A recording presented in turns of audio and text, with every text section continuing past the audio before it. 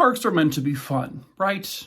But unfortunately, on a rare occasion, they can be deadly. Hello, true crimerers. This is going to be Deaths at Theme Parks, a popular series I had over on TikTok. Figured I would do some over here as well. This is the unfortunate story of Ryan Bielby. Viewer discretion is advised.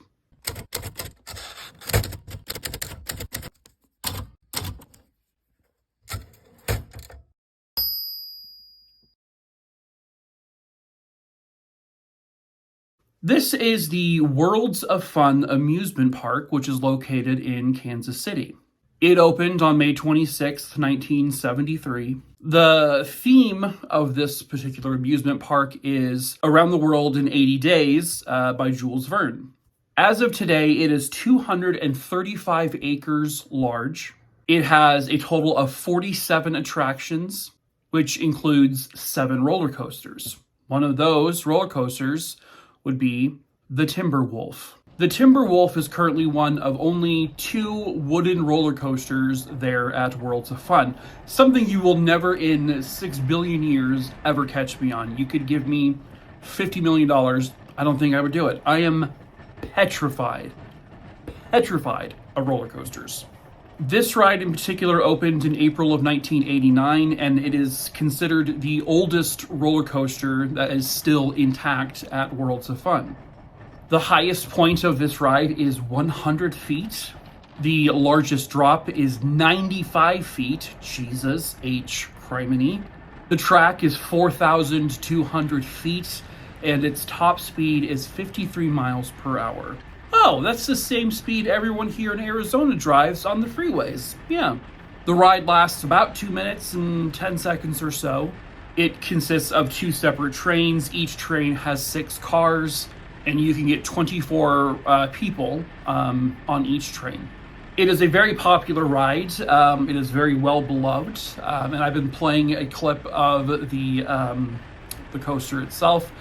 This is about as far or about as close to this roller coaster that I will ever get. At one point, it was actually ranked as the #1 wooden roller coaster, but obviously with new roller coasters coming out, new attractions, the ride is old, so it's kind of slowly, faded out of popularity. In June of 1995, a 14-year-old girl named Ryan Bielby, she was at Worlds of Fun with her friends. They were super excited to be there. Going to amusement parks, especially for kids that age, is like the thrill of a lifetime. So Ryan and her friends would, board one of the trains for the Timberwolf. And at the very beginning, according to the ride's conductor, the lap restraints was clicked into position, the seatbelts worked, even her friends confirmed all of this was working when the train first took off. When their turn was over, the lap bar was still intact, the seatbelt was still on one of Ryan's friends, but Ryan was missing. She got on the ride, but for some reason she wasn't there at the end. What is believed to have happened, because it all happened very fast, was at some point near the highest point of the ride, which again is about 100 feet or so, the friend who was sitting next to Ryan said the lap bar came undone and the seatbelts weren't functioning. When the lap bar swung up, the friend apparently just sort of instinctively grabbed it and then managed to, slam it back down into place. And that's when, the friend looked over and her friend wasn't there anymore. Ryan was gone. As a matter of fact, as the ride kept going, no one else seemed to notice what happened. Well, unfortunately, people at ground level, they saw what happened.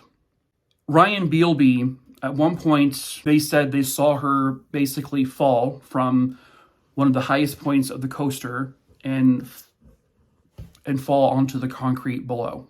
So, according to the friend, this had to have happened at the point at the top when the coaster was making a very sharp turn, and that's just when everything went to shit.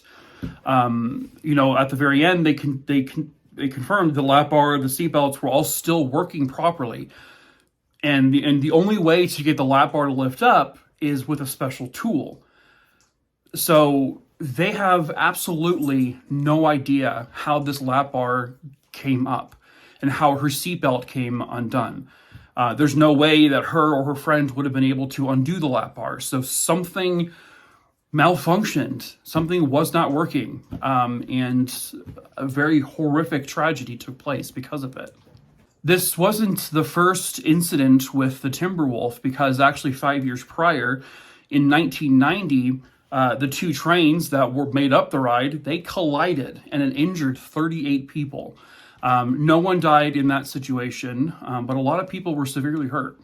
I am assuming the family sued, but usually these things are very private, so I don't know what they would have received. I mean, if they received something, it was, typically the ones that do show are usually like within millions of dollars, but I don't know for sure. I do know that the incident caused them to basically revamp the entire train and install brand new seatbelts and lap bar mechanisms. And from that point moving forward, there were no other fatalities at Worlds of Fun. This is why I stick to theme parks like Disneyland, because the rides are typically a lot less harmless. Even weird that I say that, because I've covered a lot of Disneyland deaths over on my TikTok page, but yeah, those are the only rides you'll probably ever see me on. Like, just the silly, whimsical ones. These giant roller coasters, especially the wooden ones, I can't. Like, if you can hear the of the wood, no thank you, I'm done. I'll pass. But this is just a horrific accident. It was a tragedy, and thankfully it hasn't happened again, at least there. So, but that is it for this story. So I will be back with you guys tomorrow, because tomorrow is Tuesday, and I will be at you with a full-length true crime story. So we'll see you then, true crimerers. All right, have fun. Okay, or don't, or do.